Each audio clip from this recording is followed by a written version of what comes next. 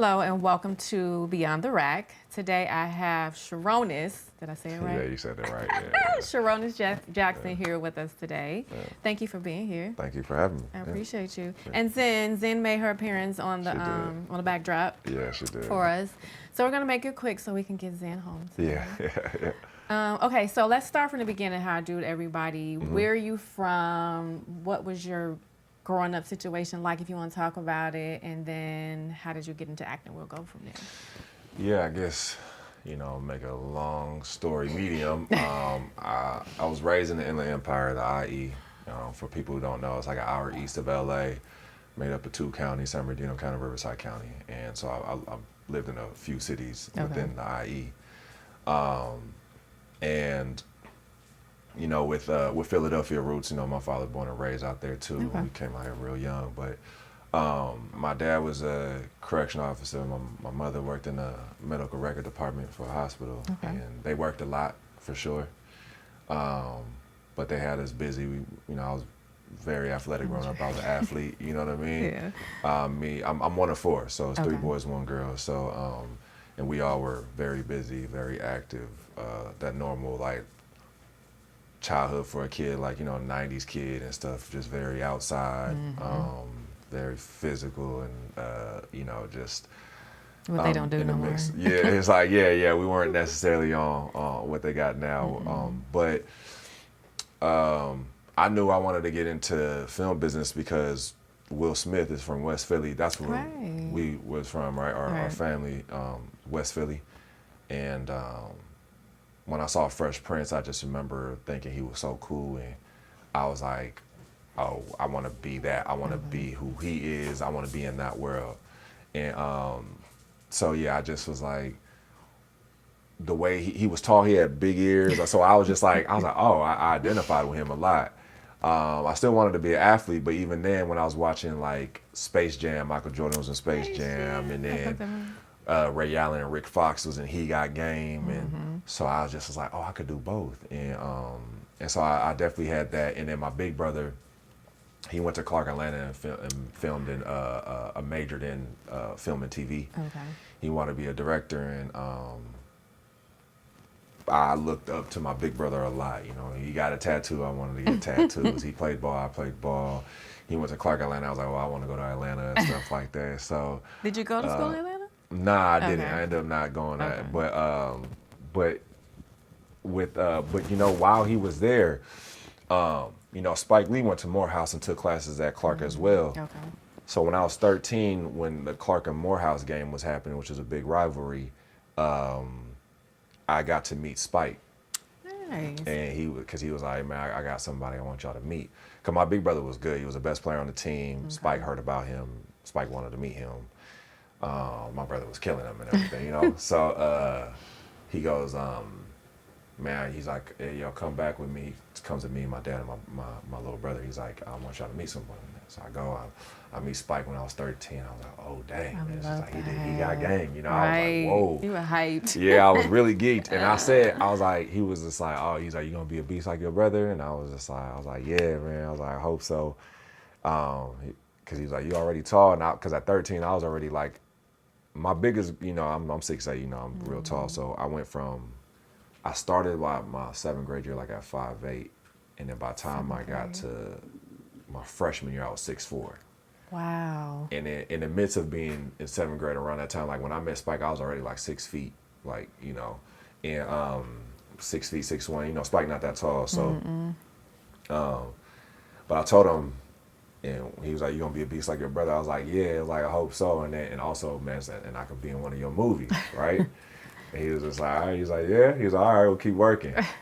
And then, you fast forward like 12 years later, he ended up casting me in NBA 2K16. Really? And I was the lead character in the My Player mode. Okay. And I told him that story, and he kind of remembered my brother, and it's a kind of bring it full circle moment. So it was just like, that's kind of, and he was like one of the starts to me getting more into the film and TV side, because I got in the business doing basketball commercials. Okay. Found my way in, and my big brother worked for Paul Hunter, his production company, and Paul Hunter, he directed Michael Jackson, Rock My World video, D'Angelo, How Does It Feel video, all those like classic ones and Good stuff. music. So, yeah, taste. Yeah.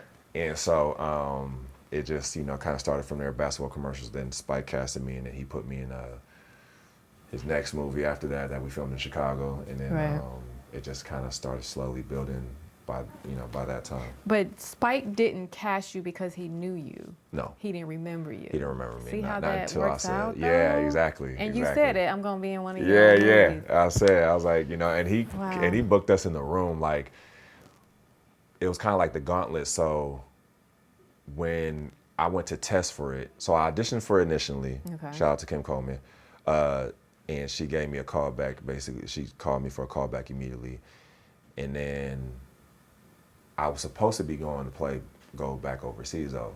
Okay. And I was telling you earlier that, you know, I was playing overseas.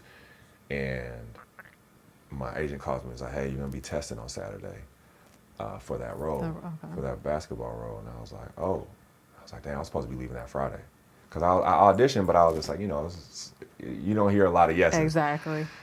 And so she was like, but I don't want you to get too in your head about this. I just want you to know so you're not too surprised or thrown off. But when you test, you're going to be testing for Spike Lee. And I was like, this is a Spike Lee joint? And I was like, oh, because they didn't tell us a lot. Okay. I was like, oh, okay. I was like, wow, all right. So I was trying to like, you know, get myself together. Yeah, I was like, all right, cool.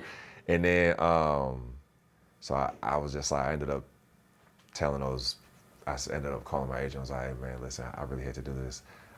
I can't go. I'm done. I can't go, yeah. Because, I had to tell him because I was supposed to leave that Friday. I was testing that Saturday. And it was either I go and take the guaranteed. Right. Or I take a chance on what I really want to do on my dream. And how often am I going to be able to test for a director like Spike Lee? I was like, guys like me and my height and everything, it was like, we're not going to get too many chances like that. So, yeah, I did it. And then while we were there, you had like probably 4 or 3 people for each role that was being casted. We were all like going in and out. He was mixing and matching us. We were doing all that. And then at the end, he had the final cast in there, and then he just straight up told us like, all right, y'all are it. Let's make a movie and stuff. And I was just like, and we were all looking at each other like, what the heck? So I'm close with all of them to this day because I was just such a special moment. And then he put all of us in his next film right after that. You know, Spike likes to keep using some people and stuff. So, but see how when you ask for it, you have to be ready for it. Exactly. Because it does come. It does. It does. And see how your face was like what? It's like, well, you asked for it, didn't you? Yeah, you did. You know, it doesn't matter about the time and when it was, but it was, it's very, and it's, especially like at that age, I'm 13, you know, there's such like, you know, that was just pure like innocence and belief in yourself. So the universe did really accept and absorb it. Yeah. But you understand when we're younger, that's how we are. We don't know what really no means, if that makes sense, or like, I can't do this, or why can't it? We have a big imagination. Yeah, exactly. And I always think like, why can't I go back to that? Like, who messed me up in the head? It's really just life. Yeah, it's just life. And other people who couldn't fulfill that, so they project their failures or what they perceive as failures or limitations onto you.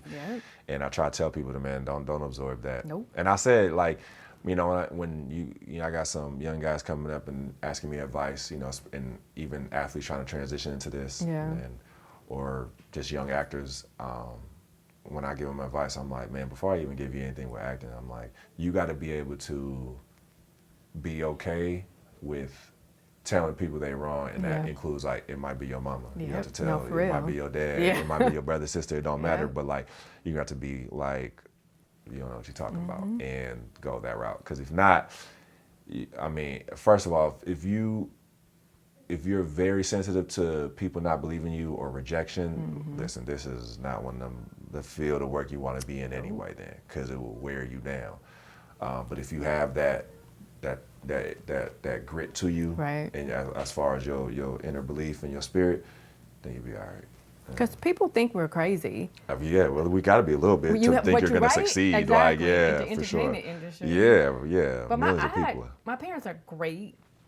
My mom told me one time, she was like, I didn't really understand what you were going to do. Yeah, I knew you'd be okay. Yeah, Understand. I never told you couldn't. I was like, and you didn't. You're right. But people don't get it. Yeah. You know what I mean? Like they see people on TV or behind the scenes or whatever. They never think that we can do it. No, of course. It seems so far away.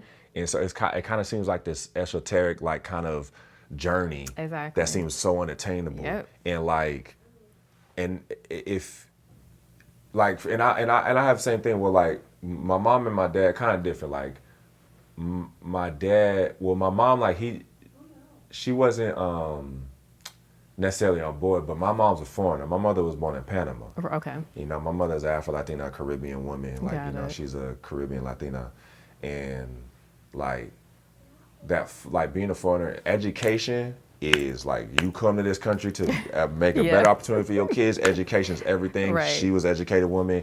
And so, my sister graduated, from college, my big brother. So it was just like, everybody had to like, it was, but, when I'm like, I don't want to get my master's or something like that, or like if she just didn't understand. Even while I was finding success, she was just kind of like, still like, mijo, like maybe you should. And I'm just like, no, man. Like this is a plan. This is plan A, B, and C. I don't know what to tell you. Like you have to accept it. Yeah. And then, and it's not that she was like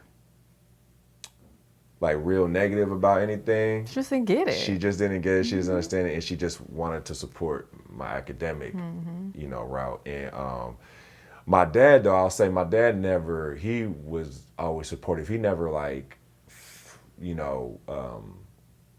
never talked down about it. Okay. He was excited for the journey, and then when I would find little victories there. The thing is, like, that was the difference. Like, my mom, she didn't view them as victories. She was just like, oh, okay, that's happening. Okay. My dad was like, oh, you working with Spike Lee? But my dad's from here. He was from Philadelphia. You feel me? He's like, he kind of like, you working with Spike? He's like, oh, so this happening. Like, and then next thing you know, he's like, well, you on the show on HBO?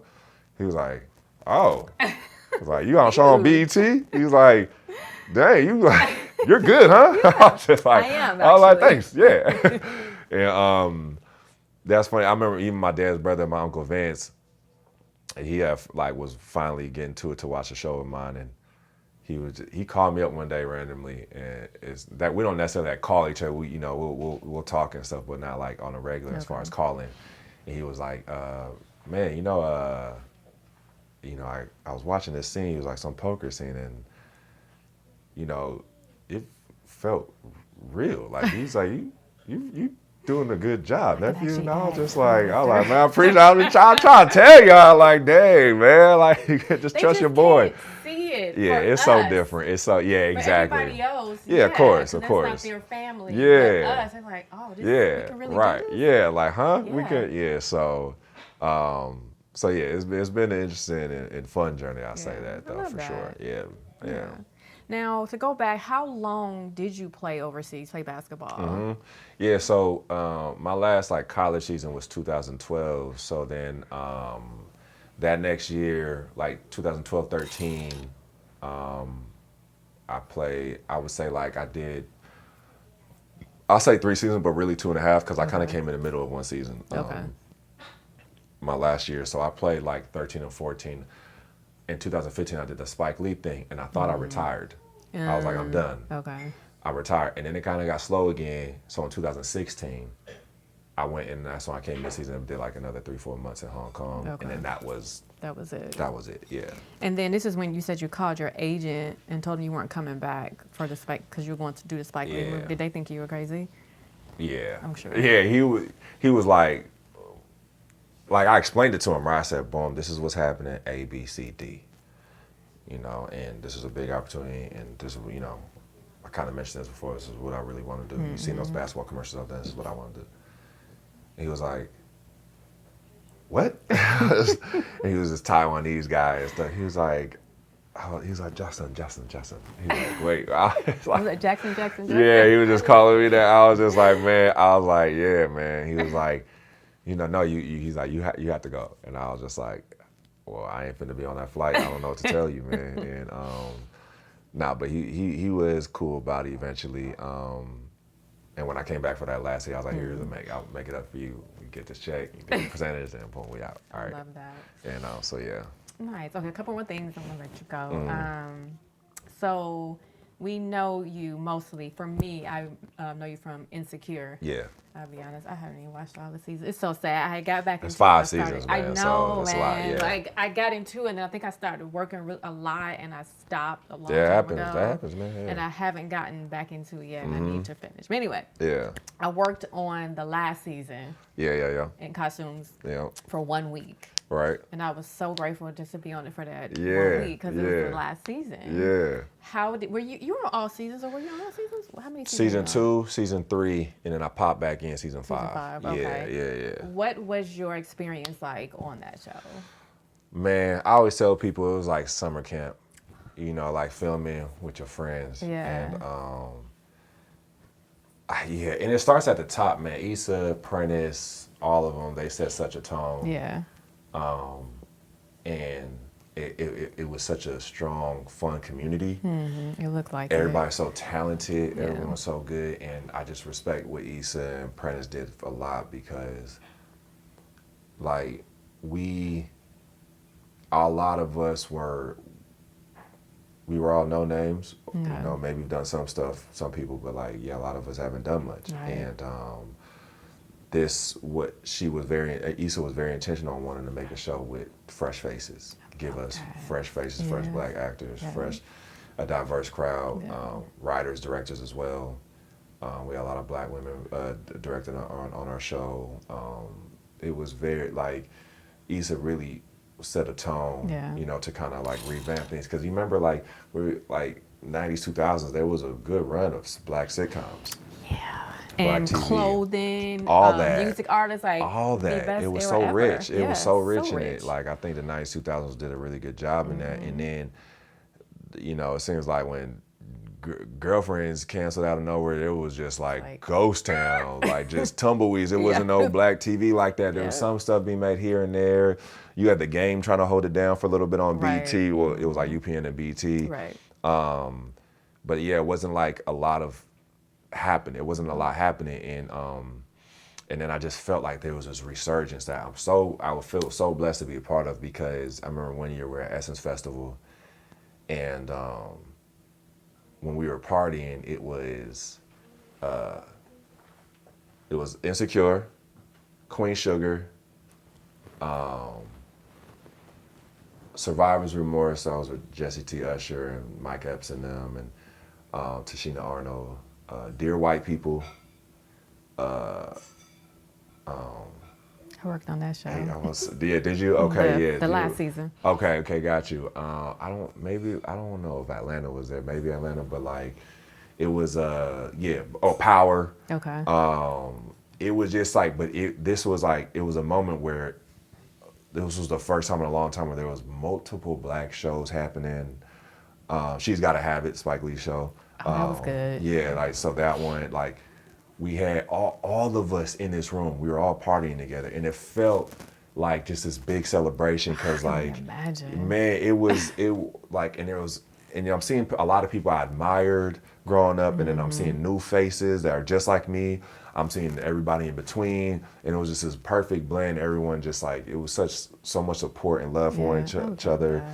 The Girls Trip movie was happening. It was so much happening. Yeah, and it was just like, I just felt like, I'm like, oh wow, like all these people, you know how we always want to see at the table. I'm like, all these people are like, no, we're gonna make our own table, and now we're all sitting around it, like, y'all come on, sit here and stuff. And it was just like, but you see, we can do that. Exactly. We don't need nobody else. We can do it ourselves. We can do it, but we man. gotta believe that. We do, because I always say that, one of the interesting things to learn when we talk about economies in the world, like, just not black people, but Black American people, is like a top 10 spending economy in the entire world. Yep. Like a more powerful spending economy than the country of Spain. You know what I mean? Like countries. And I'm like, that means if you're pouring into yourself and your own beliefs, and that could mean, it doesn't just have to be in the entertainment, it could be in everything. Yep.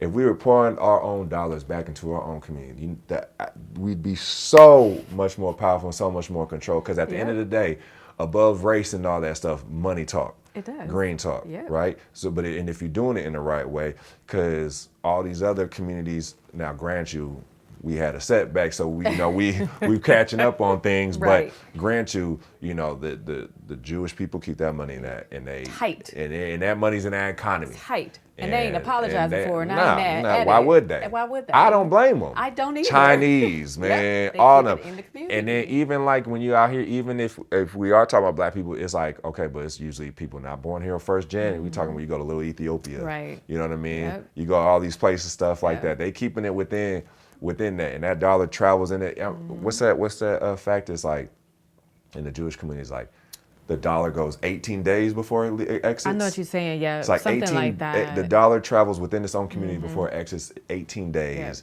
And then it was like in the Chinese, it was something like 14, 12 or something like that. It goes, and the black people, 6 hours. It's bad. 6 hours. And we're so powerful. And that's what I'm saying. I'm just like, man, we put it out into everywhere else in the world, and look, we got big hearts. I don't blame us and everything, but man, once we could hone in, focus in, and really, and people will talk about like, well, it's about the quality of stuff. Well, if we put in the right money into places, our quality will up. Exactly. That's what would happen. So it's there's quality in here. We just gotta come as one and talk about it. And resources. We need our resources. Exactly. And stop putting everything on social media so everybody know what we doing first. Man, because that gets taken all the time, boy. Stop telling everybody. One of the most influential cultures in the world, so. Yeah. Man, but yeah, that's. We can talk about this all day. Yeah. But I say all that though, because that's what getting on Insecure, I felt like I was a part of that. And I felt like I was a part of this community that was generating, circulating money within our own and supporting one another and stuff. That. And then that was happening for a while, and then it feels weird again, because then it feels like it's been a pause again on it now. And now I feel I'm trying to put another, because, and it's not necessarily on us, it's just like in specifically film business, where it was just in a weird, funny state in a sense. And every time when the business kind of figuring itself out, the people that are going to get hurt the most is black folks or people of color, other. Yeah. So, but I think because we experienced that recently, then there's still like that heart. We always gonna fight though. Always. That's one thing about us. That's what we know how to do. Yeah, there's no option. No. So to not. So yeah. But yeah, it's still just looking at when I see you out places or I see things on social media, it seems like you guys are still a tight-knit family. Oh yeah. I love to see that. Oh yeah, supporting supporting each other, like even with Issa alone, just multiple people in there. We done worked on other stuff. I met the mother of my child on Insecure, and she was on Rap Shit. That was Issa's other show as a recurring role. The writers, Sarita, who started out as a writer's assistant on Insecure, ended up being the showrunner of Rap Shit. Wow. And wrote One of Them Days with SZA and Kiki. Shout out to my nephew's mama. And but they, and she wrote on that, and then it's been so many people like that's just from that Insecure umbrella. Yeah. That's just doing so many different things like that. Natasha Rothwell had a great show on Hulu, and now she's doing amazing things too. She White is. Lotus, all that stuff. But she's an amazing talent. She's a creator though. She has ideas, which I always tell people. If you have ideas though, that's gonna take you further. I remember seeing this comedian talking about you could be. He was making fun of it, but it's true. There's a community for everything. You could be a grown person and be like, I like wearing diapers. You can go on Facebook and you're going to find a community of people. I like wearing diapers. I like dressing like a baby. Now they have a convention dressed like people. It's just like there's a community for all type of people out there. It's just like, it's crazy. But if you know how to, you could use that, for yourself and for your art, and if that's what you're into, or anything. So what do you feel is next for you? What do you want to do next? Or if it's a role you want to play, if you want to go on the other side of the camera, be behind it. I came in this business writing, and the acting took off, which I'm grateful for, but I always wanted to do the writing, producing side of it, eventually direct as well. Okay. But I honestly want to do what the Spikes have done, what the Issas have done, what the Ava DuVernays have done. I want to be able to create opportunities for other people as well.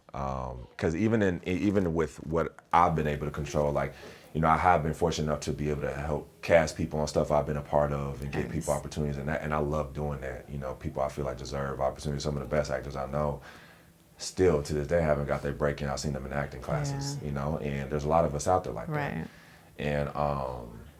And I've read great scripts from people who have no type of management, nothing. I'm just like, oh man, I just have a homeboy, shout out to Rodney Rakai. He sent me something where I was like, reading it, I was like, man, this is bold, this is fresh, this is different, man. I would love to see this. And there's so many talented people out there, you know? And so it's just like, you just gotta keep swinging, taking out bats and stuff. And I want to be able to get in a position to be like, let's do this. You know what I mean? Exactly. And shout out to Chuck and Bree West. So there's this film I did called The Class Reunion, where I told you it was set in Gary, Indiana. Yeah, so I was, but there are these indie producers, and they're such a phenomenal duo that I really look up to, because they get stuff made. Yeah.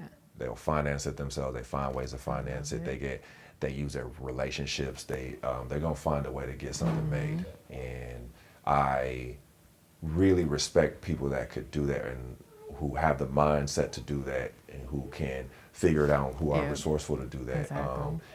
And what they're doing is, like, for me, whether it's people wanting to make the major studio, but, like, you know, a lot of times there's some of these movies that we don't even realize people love a movie. They don't realize that was independently made. Exactly. And so it's just like, to be able to be in that position to do that, with stuff that I'm writing and I'm producing and stuff, like, that would definitely fulfill me in another way, you know.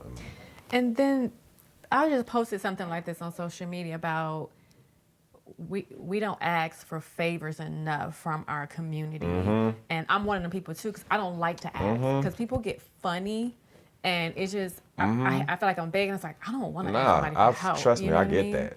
But I was like, listen, I'm out here trying to make this whole thing I'm doing on this magazine and everything. I'm like, look, if I call on you for your resource, for your talent, you will be paid properly once this blows up. Right. But if you don't want to, that's fine. But just know, when it blow up, you will not be paid properly. Of course. Don't come after. Because you know, the coming in at you know, doing the groundwork at ground zero can be intimidating to people and stuff. And, well, because it is hard. Yes, it's hard. We all know that. But you know, it's but at the end of the day, though, the things where people did start at ground zero, I mean, even if you come in after something does blow up, like, man, the gratification to see it through, to see your baby grow up, you know what I'm saying, and send them off, them do good things, and secure with such a hair. I remember I had this wonderful black woman that linked me up with Mercedes, and I had me a Mercedes for 2 years for free. I love it. I was like, man, it's just like, you know, you had people just looking out, and I've done that for people too, you know, and but, like, to me, that's what you're supposed to do. To me, you know, it's my belief, you know, you pay for it and everything. And it don't matter what type of person you are. See, because even if you're religious, you know, that still ties into whatever you were reading with the word in the Bible. If you're a spiritual person, well, then you know how the universe will give you more things to be grateful for if you live your life with gratitude. So it's just like, there's no escaping it. I'm like, no matter which way you turn, you can be like, well, I don't believe in any of that. Okay, well, ask yourself. When good things have been happening in life, pay attention to what's happening, what you're doing, you know? If you see good things happening to other people, pay attention to what they're doing and everything, man. It's just like, I think it could be a more positive cycle versus a vicious cycle if you do that. Absolutely. And shout out to Issa, because I met her on Black Lady Sketch Show. I worked on a couple seasons of that, and she's such a sweetheart. Yeah, and she is. Smile gets me every time. Yeah, her laugh too. Yes, that's my sis right there. She's a really good person. She really is, and she looks out so much for so many people, and she just wants to see people win. She wants to see black people win, and she does. Like, she's and I love that about her. There's no front. There's nothing fraudulent about it. It don't, you know what I'm saying? It's just like she really holds people down. I love that. Yeah. Dang, we can talk for it. This is great. Okay, so last thing, I'm gonna let you go. Zen. Baby Girl Zen. This is Father's Day coming up on Sunday. Yeah. And we did a photo shoot with Baby Girl Zen. Yeah. Your one and only so far. Yeah. Can we bring her in for a second? Is that okay? Oh yeah, Zenny. We're gonna introduce you to the people. Everybody, this is Zen. You wanna say hi? You say hi. Either one of the cameras say hi in. Wave, say hi. Tell everybody how old you are if you want. How old are you? 7. Yep. And what did you get to do today with Dad?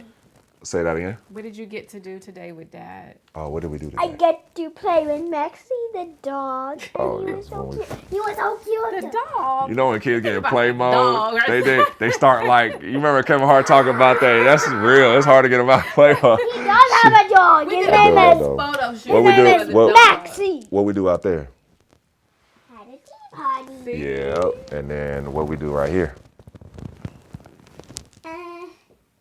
Take a picture. Yeah, we did. So Father's Day is happening Sunday. What are you gonna do for Dad? Or what Now are you can I planning? go? What we gonna do on Father's Day?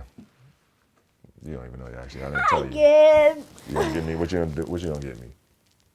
I think it's a cake. I think it's a cake. She said she gonna give me a cake. Okay.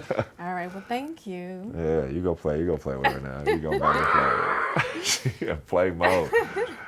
All right. Thank you so much for being here. This was awesome. It was. I appreciate it. I can't wait to see No picture. the white button up ones. Cause was good. those That I'm was gonna good. appreciate that. I know my everybody in the family gonna be like, Oh my I need to God. frame that. See, Everyone. aw, yeah, it so makes me I'm excited happy. about that. Yeah. You are such a blessing. Thank you. You are You are a too. dope soul. Thank you. I I hope you know appreciate that. you. And you're going to Yeah. go so much further. Thank you. And don't be acting funny. When you see me. Ah, on right. the streets, Don't okay? be weird. Say hi. I'm like, well, you just in my house. Don't be funny. No, before when I first met you, my birthday last year, you were so sweet to me. So No, thank for you. sure. No, I Appreciate appreciate that. you. Yeah.